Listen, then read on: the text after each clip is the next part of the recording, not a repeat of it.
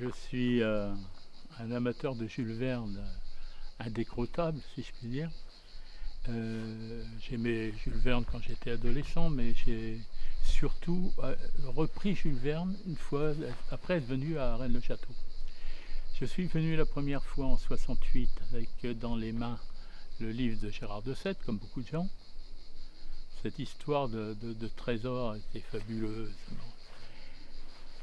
Mais j'avais l'impression qu'il y avait quelque chose d'important derrière, donc je suis revenu pendant des années. Je suis tombé amoureux de la région. Au début, je logeais chez Bution à Rennes-le-Château. Ensuite, j'ai logé, et je loge toujours, à Allais-les-Bains, à l'Évêché. Et tous les ans, ma femme, avec les enfants, j'ai amené mes petits-enfants. On allait à Allais-les-Bains et là j'en viens là. Et cette région m'a pas envoûté au sens magique du mot, mais j'aurais du mal à pas y revenir. Et comme alors pour ce qui est de Jules Verne, à l'origine c'est Philippe de Cherizet qui m'avait donné l'idée de m'occuper du Bugarache. Il avait écrit un livre qui s'appelait Circuit et je voulais le voir, je voulais le rencontrer. Je n'avais pas son adresse, rien.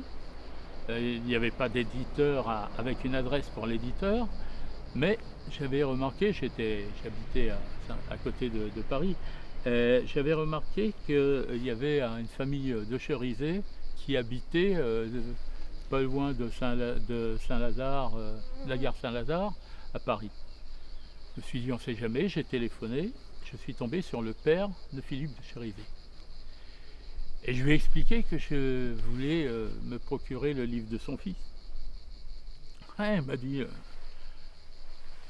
il est un peu fou, vous savez. J'ai dit, ça fait rien, j'aimerais juger moi-même. Et il a accepté que je lui envoie un courrier et il l'a fait passer à son fils. Et on a décidé d'un rendez-vous une fois chez le père de Philippe de Cherizet. Et pendant 2 heures et demie, et devant une bouteille de genièvre qu'il a largement entamée, où j'ai à peine. Il adorait le genièvre. Philippe de Cherizet a répondu à mes questions et m'a dit bon, je vous enverrai mon livre, voilà, je le vends tant. Et dans la conversation qui était très libre, il me dit vous savez, vous devriez peut-être vous intéresser au capitaine Bugarache. Alors il m'a dit c'est dans les aventures de 3 Anglais et 3 Russes en Afrique australe, ce qui n'est pas le cas. Mais en revenant, qu'est-ce que j'ai fait? J'ai pris les aventures en question, je n'ai pas trouvé le Bugarache, je me suis dit il ne m'a pas dit ça pour rien. Donc j'ai cherché dans quoi il pouvait être et je suis tombé sur le Vif d'Ardentor. Et là c'est vrai que quand on déroule le Vif d'Ardentor, c'est parce que je m'étais procuré le guide Johan de l'époque pour l'Afrique du Nord, on s'aperçoit d'un nombre de coïncidences extraordinaires. Il y a des erreurs en pagaille voulues par Jules Verne. Par exemple, quand il les fait passer par Majorque, dans la cathédrale de Majorque, tout le monde cite les mêmes choses comme plus extraordinaires les unes que les autres. C'est les retables et 2 tableaux de Remblancas et Ruène de Salas. Or, quand vous regardez, alors pourquoi est-ce qu'il les a pas cités? C'est justement pour qu'on aille rechercher. Il a beaucoup fait ça dans ses œuvres. Et Remblancas et Ruène de Salas, ça fait la Blanque et la Salse. Et un peu plus loin, il nous amène à un endroit en disant où se jette une rivière, comment elle se jette dans la Méditerranée. Et c'est pas du tout là où il dit, enfin, plus exactement, il oublie de dire qu'elle se jette à un endroit qui s'appelle Port-aux-Poules, qui rappelle les seigneurs d'Aux-Poules d'ici, etc. Donc il fait ça partout. il donne des points, si on est curieux, qu'on va chercher, ben on tombe en se disant bon Dieu, mais c'est bien sûr. Voilà, donc je me suis pris au jeu, j'ai beaucoup étudié ces bouquins.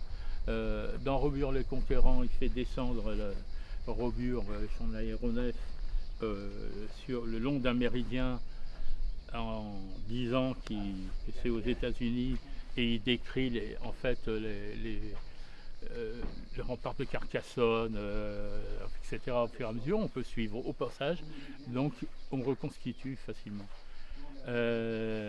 Donc ensuite j'ai continué à m'y intéresser, et là je m'intéresse à certains de ces continuateurs,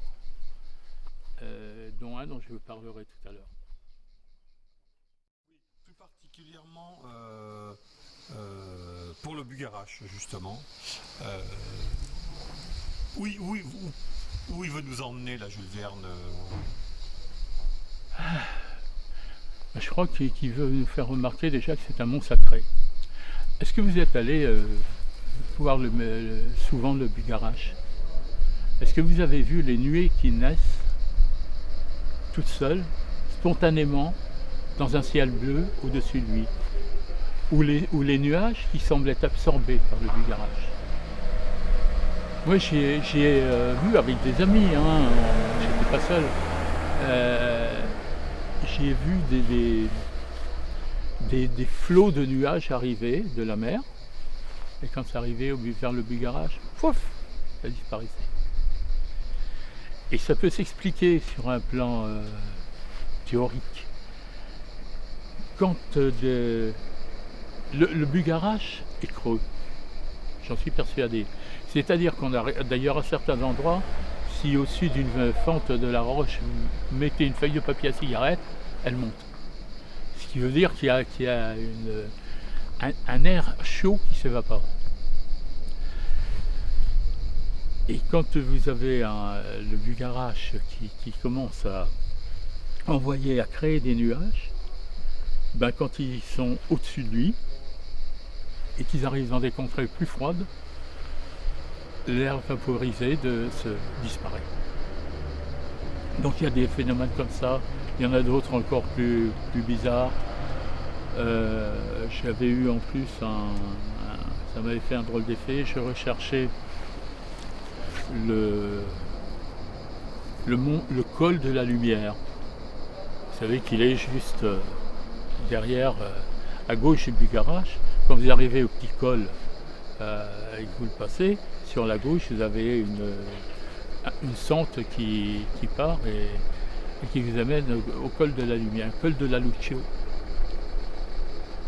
Et le col de la Lucio, pour moi c'était un symbole. Et nous voilà partis, ma femme et moi, et nos enfants à l'arrière, pour aller voir le col de la Lucio, qu'on n'avait jamais vu. Et alors on ne savait pas exactement comment le repérer.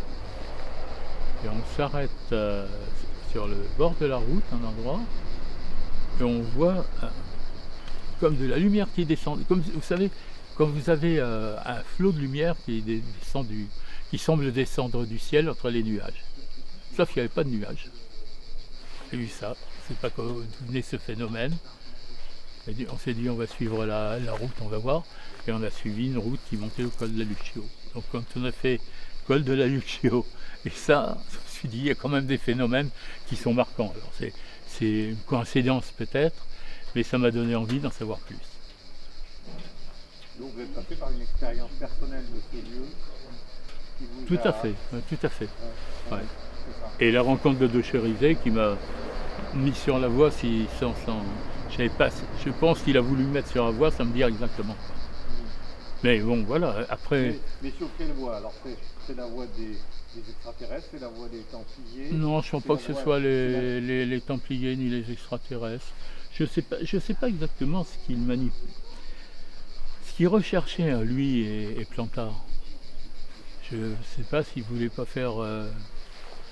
Plantard cherchait éventuellement à se faire prendre pour un descendant d'un roi.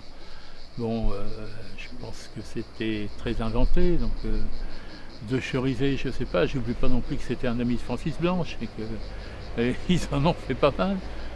Mais j'ai eu envie d'en voir plus. Et ce que j'ai trouvé par moi-même après, c'était suffisant pour m'inciter à persévérer. Très proche des milieux surréalistes aussi. Comment? Très proche des milieux surréalistes de chez Rizet. Oui, je parlerai tout à l'heure d'un personnage, Raymond Roussel, qui n'est pas très connu autrement. J'en avais parlé avec Jean-Jacques Pauvert après avoir fait mon bouquin sur Jules Verne. Et Raymond Roussel est un personnage qui est complètement fou à découvrir, qui était un amoureux dingue de Jules Verne, qui était un dandy, qui a appliqué les méthodes de Jules Verne, les mêmes que celles dont parle Patrick Berlier. Et on peut trouver des choses très étonnantes dans ces bouquins. J'en parlerai tout à l'heure dans la petite conférence.